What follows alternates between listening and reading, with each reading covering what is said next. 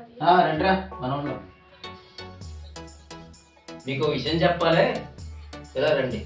మీ నాన్నలో నాకేం పెట్టలేదు. గోల్డ్ అంత ఆస్తి ఇచ్చారు, నాకేం పెట్టలేదు. మీరన్నా నాకు తలా కోసం పెట్టండి. బంగారు కోసం ఉంది, నేను అది తెచ్చేస్తాను తాతగారికి. అయితే మా ఇంట్లో మా అమ్మ నాన్న చేయించిన కోసం ఉంది, అది కూడా తెచ్చేస్తాను తాతగారు. సరే తమ్ముడు, నా కోసం నేను పెట్టేసాను రా.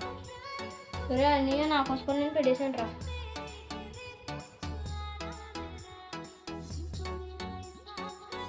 ఏం చేశారా నువ్వు? నేను ఏం చేసేదో కాసులు ఎత్తాను రా.